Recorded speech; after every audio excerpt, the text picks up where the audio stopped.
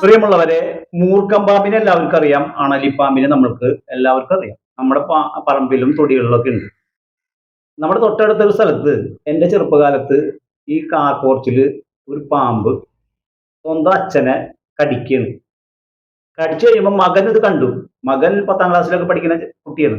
അന്നത്തെ അറിവ് വെച്ചിട്ട് കുട്ടി ചെയ്തത് ഓടിച്ചെന്ന് അച്ഛന്റെ കാല് ഇങ്ങനെ മുറിച്ച്, ഈ കടിയേറ്റതിന്റെ തൊട്ടടുത്ത് മുറിച്ചിട്ട് വായ കൊണ്ട് ബ്ലഡ് സക്ക് ചെയ്ത് അണലിപ്പാമ്പാണ് കടിച്ചത്. അന്നത്തെ ഒരു അറിവ് അങ്ങനെയാണ്. അന്ന് സിനിമയിലും കഥയിലും വൈദ്യന്മാരെ കഥയൊക്കെ കേട്ടിട്ടുണ്ടല്ലോ. രണ്ടുപേരും ഐസിയുലായി എന്നുള്ളതാണ്. ഭാഗ്യം കൊണ്ട് രണ്ടുപേരും രക്ഷപ്പെട്ടു. ഈ എല്ലാ പാമ്പ് കടിയും കൃത്യമായിട്ട് ഏൽക്കണം എന്നില്ല. അങ്ങനെയുള്ളവരാണ് ഈ രക്ഷപ്പെടുന്നത്. പണ്ട് വൈദ്യന്മാരുടെ കൂടി രക്ഷപ്പെട്ടു എന്ന് പറയുന്നത്.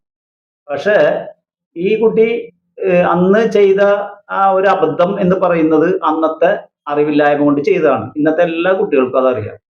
ഇതിന്റെ ഏറ്റവും വലിയ തമാശ എന്ന് പറയുന്നത്, ആ കുട്ടി ആ പാമ്പ് കടിച്ചപ്പോൾ അച്ഛനെ രക്ഷിക്കാൻ നോക്കിയ ആ കുട്ടി ഇന്ന് ഒരു MBBS ഓർത്തോ ഡോക്ടറാണ്.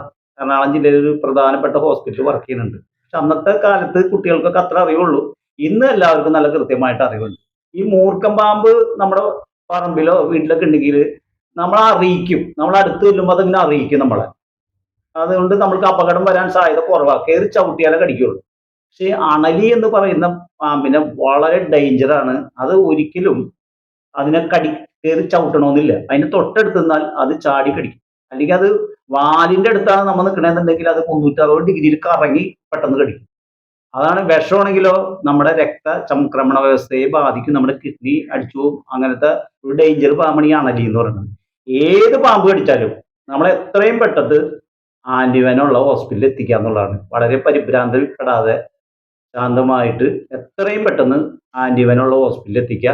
ഹോസ്പിറ്റലിലേക്ക് കൊണ്ടുപോകുമ്പോൾ കാല് ഒരിക്കലും ഹാർട്ടിന്റെ വശത്തിനേക്കാളും ഉയരത്തിൽ വെക്കരുത്. കടിയേറ്റ ഭാഗം താഴെ ഇരിക്കണം. നമ്മൾ രക്തം അധികം ഒഴുക്ക് കൂട്ടുന്ന രീതിയിലുള്ള ഓടുവാനോ നടക്കാനൊന്നും പാടില്ല. എത്തിക്കുക എന്നുള്ളതാണ്. ഇന്ന് മിക്കവാറും രക്ഷപ്പെടാൻ സാധ്യതയുണ്ട്. ഇപ്പോ ലോകത്ത് തന്നെ ഈ പാമ്പ് കടിയേറ്റ് മരിക്കുന്നവരുടെ എണ്ണം കൂടുതൽ ഇന്ത്യയിലാണെന്നാണ് പറയുന്നത്. അപ്പൊ നമ്മൾ ഈ പാമ്പുകളെ കുറിച്ച് കുറച്ച് ധാരണ വേണം. നമ്മുടെ ചുറ്റിലും പാമ്പുകളൊക്കെ ഉണ്ടാവും. Okay, thank you. Hello, friend.